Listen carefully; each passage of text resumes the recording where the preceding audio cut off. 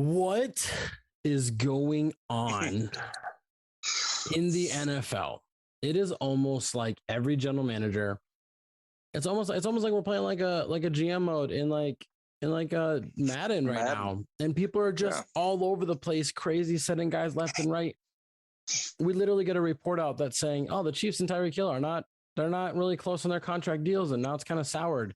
And then like 30 minutes later, he's on the Dolphins. I love it. It's great. It's chaos, but what? Which got us thinking, which got us talking. What is the value of some of these guys? Now, in one of our leagues that we're in together, I started dogging on Tyree Kill's value right away. And I was just saying that I feel like it's dropped. And I'll explain why here in a little bit. But I feel like every player that gets traded has an increase or a decrease in value, at least on surface viewing. Like, just from a quick glance right now, they're probably good. They're probably going down. Like we can assume. We can be wrong. But let's just kind of talk about where we are now and why we think guys are moving up and down. So today is called Stock Watch here on the Cheap Seats, second and shorts rendition of fantasy and dynasty football. And we're not going to talk about their NFL, the NFL impact they're going to have. We're going to talk about fantasy. We're going to talk about dynasty impact they're going to have since we're in the dynasty offseason. But I am Tyler Lauder, your host, joined with Jason Teasley, our dynasty expert over on the coast. I'm doing all right. Just wondering if this is the craziest offseason that the NFL could potentially come up with. I mean, like you said, I feel like this is just a bunch of people that's got inebriated and just started just throwing stuff around. And yeah, we'll take that deal. Like it's drunk fantasy football. This is like as if one of your buddies in your league is getting married and you're all at the wedding. And instead of everybody dancing, you're all running around table like, who wants this? Who wants this? And you just start kind of shuffling the deck. And it's insane. I like it. I like it. I do as well. So with that being said, let's kind of talk about the big offensive trades that we think have an impact on the NFL and dynasty wise, that not really NFL, but like that have impacted the NFL and that are going to impact dynasty. And we'll just go from the most recent down to until we decide to stop here. So we'll talk about Tyree Killer first. Now, I've already said that I have a kind of a down on Tyree Killer. Now, I still value him as probably like number 10, like 9, 10, 11 range is probably where I'm sitting him. He's probably at the back end of my top 10 now for dynasty value. Oh, yeah. Couple reasons why. He's going to be approaching, I believe he's 28 right now.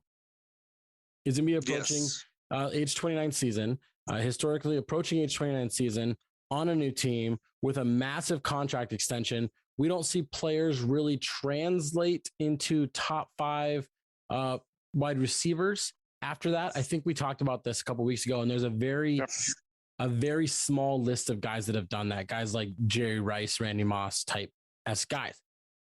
And this isn't me now dogging saying Tyree Killer is an elite, but when we talk about what he's doing, he's going from Patrick Mahomes to Tua. That's a downgrade. No matter, even if Tua improves, Pat Mahomes is the best quarterback in the league. So it's just a downgrade, or he's in a top three, whatever, however you want to spit it. Yeah. He's right in, he's in that cusp of rotate these 3 players and you're probably picking right. But he goes to Tua, which now he has to have a quarterback that throws with a different hand, which probably isn't much of a big deal. Ball spiral like spins the opposite way, but that's probably not a big deal. Just something to note. But on top of that, though, he goes to a system where instead of just having Travis Kelce, who he's dealing with, taking away targets, he goes to a team that already has Devontae Parker. They already have Jalen Waddle. They have Mike Gesicki, who, mind you, 80% of his snaps he lines up at receiver, even though he's a tight end. Yeah. They just signed Chase Edmonds. They just signed Mostert. They still have Gaskins on the team. They went out and signed Cedric Wilson at receiver as well. It's really crowded there, and the target share might not be high, especially for a team that just hired a running back specialist coach that we're all talking about. And it's like, well, everybody's saying Tyreek Hill might become Deebo Samuel's role now, and he might just run the ball more. Sure, he might, but more receptions equals more points because most people play PPR. So for me, I think his value has dropped a little bit from the cusp of being in that top 5 to now being in the bottom 5 of the top 10 is kind of where I have his range at. So it's a small drop. Yeah, I'm right there with you. I've actually put the 2 biggest trades. I made a little side bet that both of them will fall out of the top 10 and not finish in the top 10 this year. And we bet a second round pick on it next year. So that's interesting. But yeah, I think he'll take a significant step back going with Tua over Mahomes. I'm not a Mahomes truther. I think people hype him up, not that he's not talented, but I think his elusiveness when running the ball and being able to throw off the run makes him a formidable threat because he gets unreal angles when he's throwing the ball, and it's actually impressive. He's not going to go. Hill's not going to have that now. He's got Tua, who doesn't have a very deep ball. Tyree Killer can stretch the field. Waddle can stretch the field. So you got a quarterback that doesn't have a very strong arm versus a quarterback that had a massive cannon of an arm. So there's going to be some adjustment. And you talked about the spiral and everything. You also got to look at it as a trajectory of the ball coming off. If you're used to a right-handed quarterback, you position your body a certain way for adjustments and everything. Going to a left-handed quarterback, you have to go to a completely different mindset because the ball is going to be, at about a 6-foot difference, which doesn't sound like a lot, but when you're positioning your body, when you're going up for 50-50 balls, that can make a difference. If you've got if you're used to a right-handed quarterback, putting somebody on your inside, leaving that is a body mechanics that you're going to have to adjust to and get familiar with. Yeah, and I know what a lot of people's argument will be, and they're going to argue this too when we talk about Devontae Adams here too, is that, well, he's probably going to draw more single coverages then because they have so many weapons. And while that might be true, that also means that Jalen Waddle is going to be solo coverage, and he's going to work more underneath than Hill will. And I think Waddle is like the perfect type of receiver for Tua. I think Mike Gesicki is a perfect pair with Tua. Devontae Parker is a perfect pair with him. And I think bringing Cedric Wilson was a perfect pair for him. I think Tyree Killer's skill set is something that they needed. The Dolphins did. I don't think it's for Tua, though. So realistically, let's tailor it down. He's probably going to see a drop in targets. Seeing a drop in targets is going to see potentially a drop in yards and touchdowns and catches. Potentially. He could have one of those where he catches like 90% of his targets type thing, and it doesn't really matter. But for right now, a little slight downgrade for me, and I'm not willing to send, multiple first-round picks for Tyree Killer anymore. Now let's talk about Matt Ryan. Matt Ryan goes to the Colts for a third-round pick. Team's in pretty good position. They got this nice little run game still going on there, which can help Matt Ryan, a nice offensive line. They don't have a true number one wide receiver. I'm not a big Pittman believer. T.Y. Hilton still, he's old. I think that the Colts need to sign another receiver. I really think they need to. What I think this kind of does, though, is this might give somebody like this might increase like Mo Alley Cox's value at tight end. We could see that, who's like an athletic profiling tight end that could see an uptake by being paired with Matt Ryan. We're probably going to see them use Nyheim Hines a little bit more in the passing game. I'm not saying he wasn't before, but just more for Matt Ryan's sake. And I think that this move is like it's not really an increase too much for me. It's just kind of like it's just there. He stays in that tier 4 of quarterbacks for dynasty wise. Yeah, I think it's a lateral move. But I'm going to point out something. There's still a serviceable receiver that is a free agent currently in Jarvis Landry that could go be a number one in Indianapolis. And I think that would be a good fit. And that would give Ryan an uptick. Not a great one. May move him up 3 spots most. I still think as a mid-tier QB2 fill-in. I don't think he's going to crack that QB1 starter tier for the rest of his career, but I think it gives him an uptick. Now, I like this. I like Ryan getting a change of scenery. Mm-hmm. I think it's kind of funny that the Atlanta Falcons posted a goodbye video to Drew Brees that was longer than what they did for Matt Ryan, who spent his career in Atlanta. Seems to happen a lot in the NFL nowadays. Yeah. Loyalty gets no rewards. But I like this. I like this. I think this is the first time Ryan's going to have a dominant running back behind him on the level of Taylor. And Freeman was pretty good when he was younger. There was a good year or two with Freeman. Well, I'm just saying, like there was like 2 year span where he was like a top 5, top 10 running back in the league at the time. But what I think the thing here is that I don't think the Colts are going to change their game plan. They were 10-0 in games last year that Jonathan Taylor had over 100 rushing yards, I believe, and they were 0-7 in games that he did not have 100 rushing yards. I think in games where they run the ball more, they're going to have more success.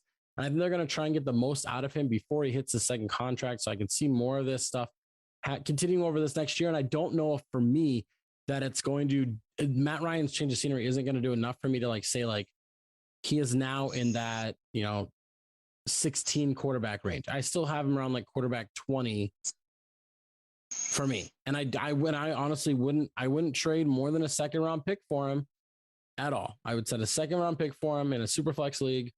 I'd be okay with that. But I don't think his change of scenery is upped his value too much for me.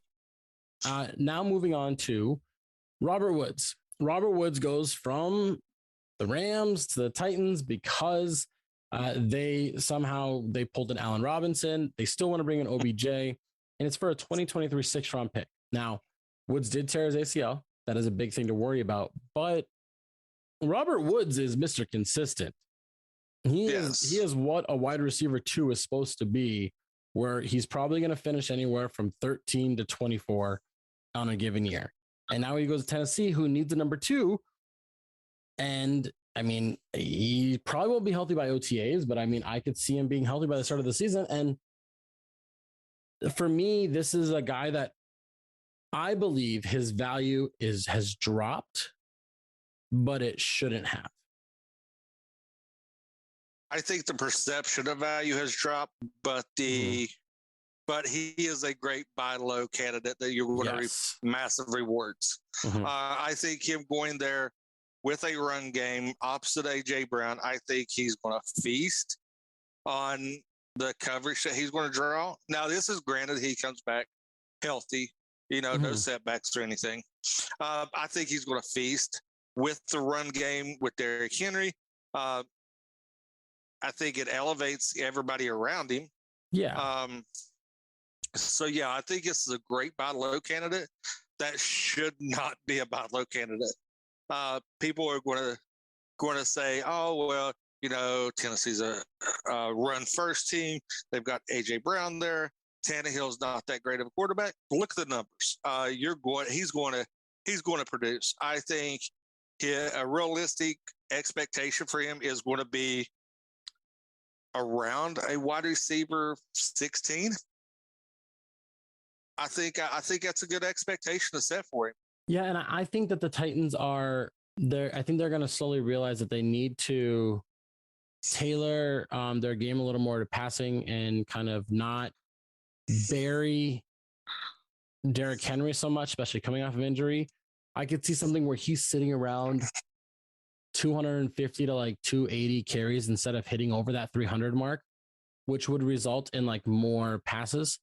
And if that's the case, then yeah, the Robert Woods should be able to do well and feast. And overall, I think that this move it could probably be looked at as lateral because he's going from an offense that passes a lot but has a lot of options to another offense that runs the ball a little bit more. But he's also going to get to play against the Jacksonville Jags and the Houston Texans and their poor pass coverages that they have there. So that's another benefit we have there. Now let's talk about Deshaun Watson. That's the next trade that went down. If we're going in reverse order, I think Deshaun Watson's value increased by him coming back to the NFL. I don't think being in Cleveland makes much of a difference, to be honest. I think being on a team that runs the ball so much will probably make it so he's not a top 5 dynasty quarterback for me, which is where he was prior to him not playing last year. He was like quarterback 4 or 5. I think he's safely in like the quarterback 6 to 8 range. And I don't think it's really shifted much because of Cleveland. Yeah, I have him at my quarterback 8. I think, his return to the NFL kind of shakes up that top 10, but him returning to Cleveland, who's doing a lot of retooling, and as a predominantly run-first offense with Hunt and Chubb, I think that kind of limits his ceiling. So I think he's going to get a lot of rushing yards in that offense. But yeah, I mean, he's an uptick from what, being out for a year. And you got to think about it. Was he putting in work that year? Was he staying in shape? Was he working on his mechanics? Is there going to be any rust? So that's where something you also got to think of. I think he's got the opportunity to be something good and get back to his former glory. But I also think that you need to taper your expectations thinking he's going to be in that top 3-4 range. Yeah, I agree. And I don't think, but then again, we also have to talk about the potential suspension that's going to come. We'd have to assume there's a suspension coming. I don't know why we have to assume that, but just like whenever a player has legal trouble, I just assume a suspension comes a year later. And so, yeah, that's something that the Browns are going to have to deal with too as well and adjust. And we're going to see it's probably going to impact him this year, but going forward, he probably should still be remaining in that, QB1 range. All right, let's keep steamrolling through this. Let's talk about Devontae Adams going from the Green Bay Packers to the Las Vegas Raiders. And this is almost identical to what Tyree Killer happened. He's going from Aaron Rodgers to Derek Carr, which is probably a closer gap than Mahomes to Tua. Yes. But still a downgrade. And now he's going from a team where he was sharing the target load with Aaron Jones. I don't know who was really taking up, passes and catches from him to a place that now has Darren Waller and Hunter Renfrow, 2 guys that will demand 100 targets. And then also, Edwards is still a guy that people have a lot of faith in and Derek Carr likes. Yeah. I don't know where the abandoned targets are going to come from for Adams. For me, he drops down a little bit as well because it's the same thing. 29, massive contract, new team, new offense, limited target share. Value drops. He's probably in the same range of 9 to 11 for me, dynasty wise. And I might be too low on these guys right now, but I look at like a 3-year window when acquiring somebody. And for me, I look at his trajectory just decreasing naturally, even if he was in Green Bay. So now going to another offense that I think is going to be too crowded for him to be a number one, because like realistically, all 3 of those guys could see 100 targets. This is true. But I don't know, Yeah, and the Raiders like to throw the ball. They do got Josh Jacobs back there, who is a probably roughly 1,400 yard all-purpose yard back. So he's going to give it targets out of the backfield. They got Kenyon Drake, I think, is still there, who's a nice pass-catching back. So, yeah, these targets have got to come from somewhere. And they're in for coming off a solid season where Waller was down. That are in for a benefit from, but now you're putting a wide receiver 1 in that offense that Carr hasn't really had.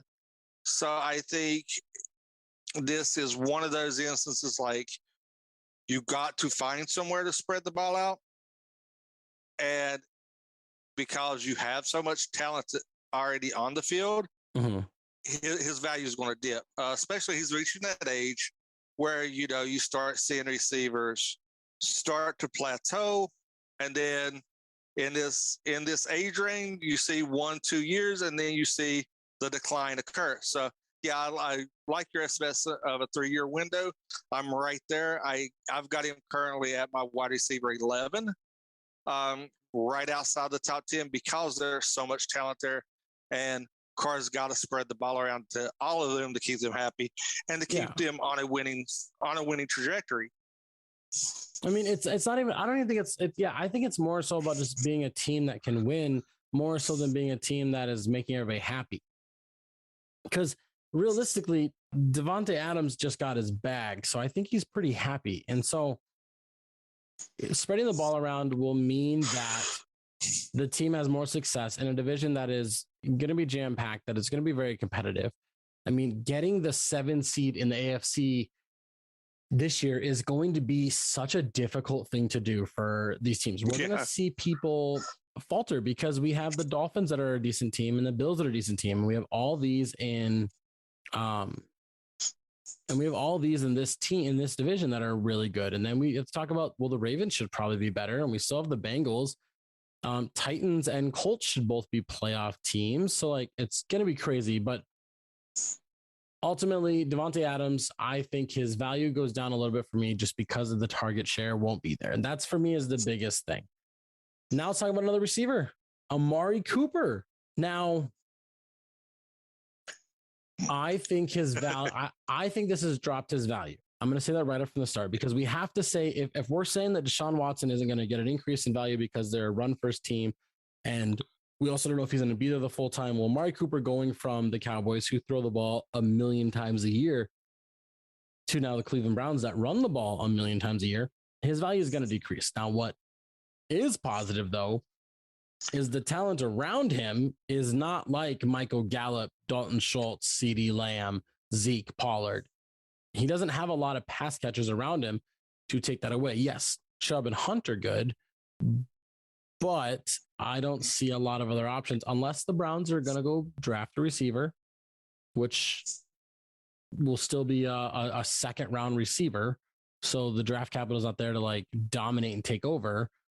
I don't see other people just kind of stepping in. Anthony Schwartz, I don't really see stepping on his toes. Donovan Peoples-Jones is going to get targets, but I don't see him stepping on his toes.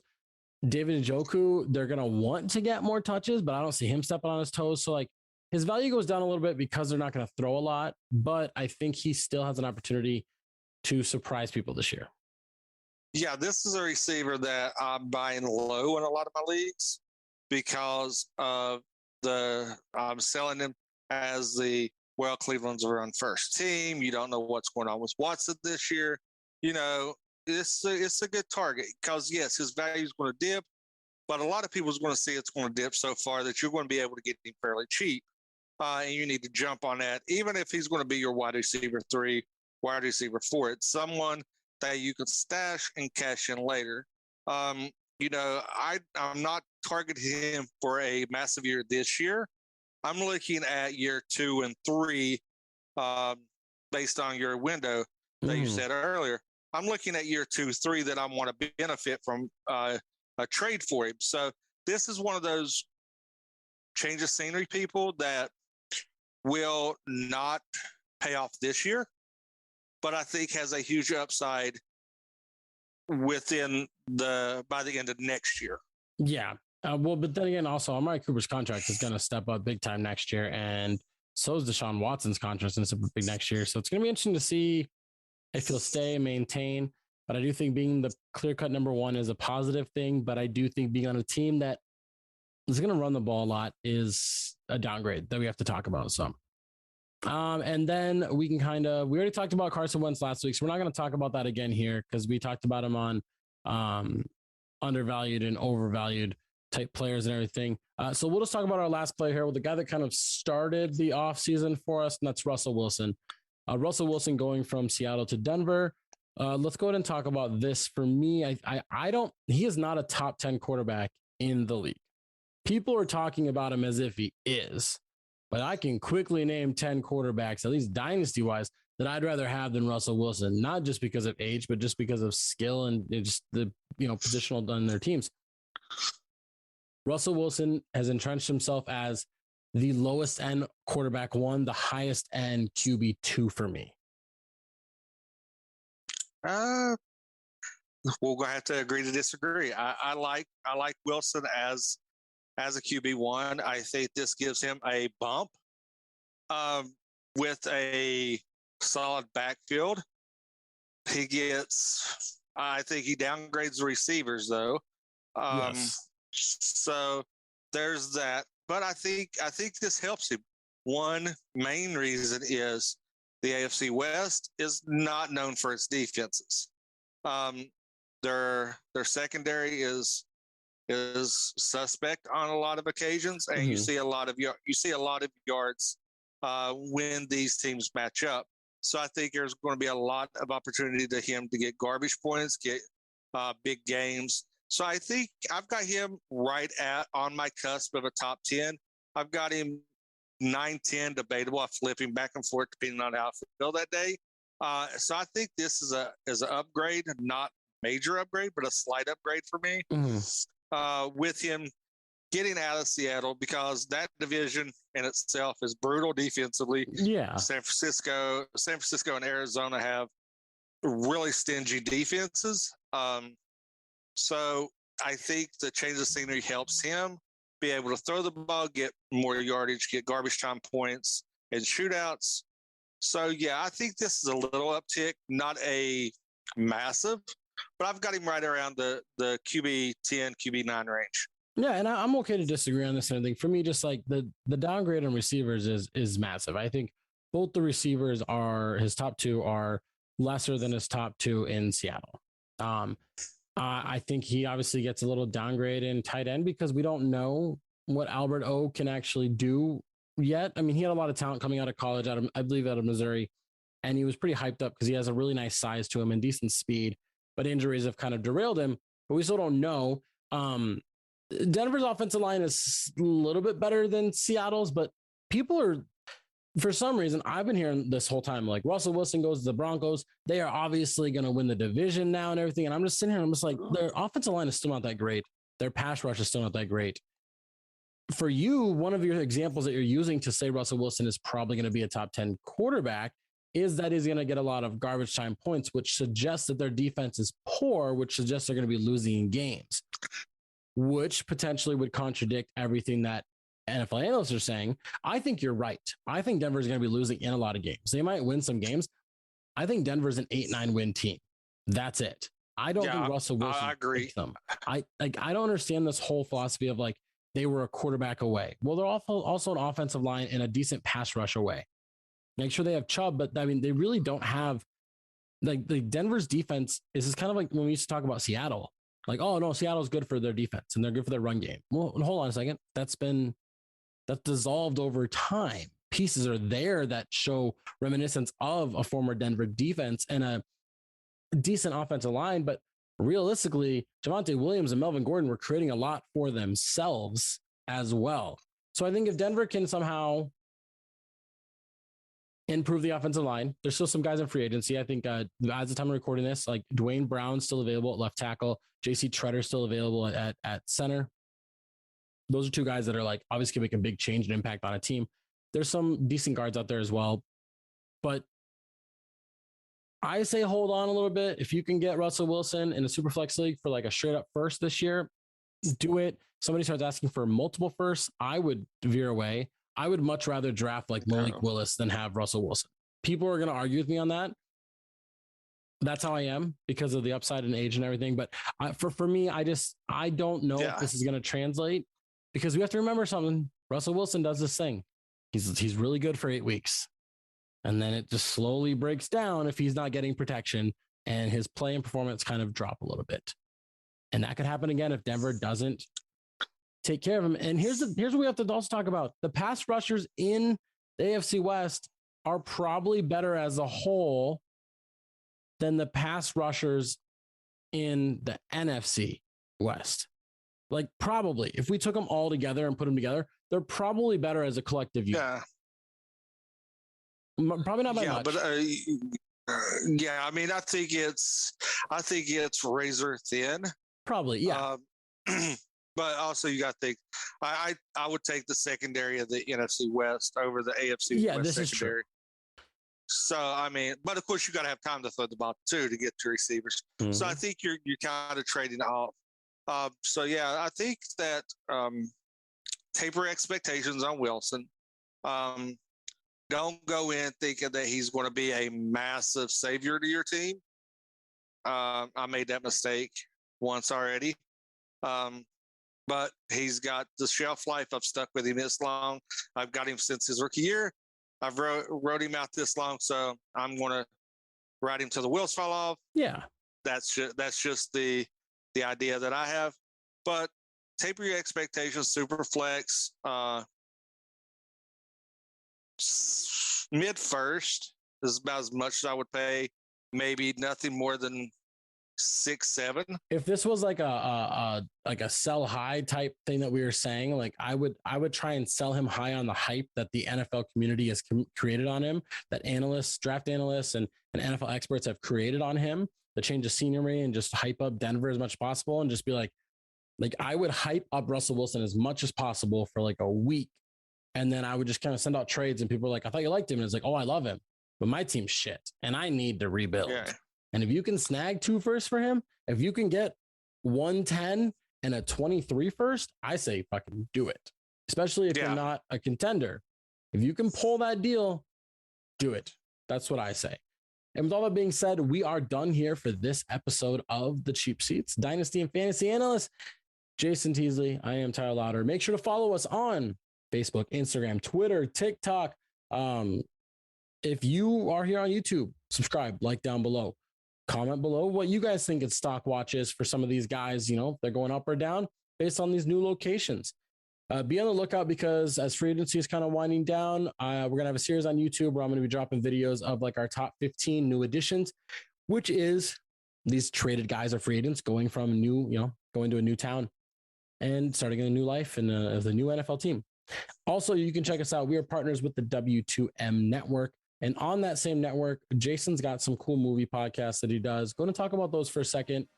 Where can they see you at? Where can they hear you at?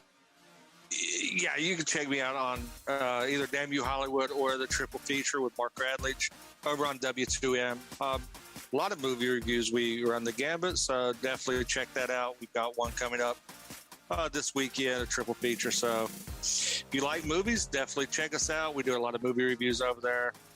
Some that I'm not even a part of because I stay busy. Yeah.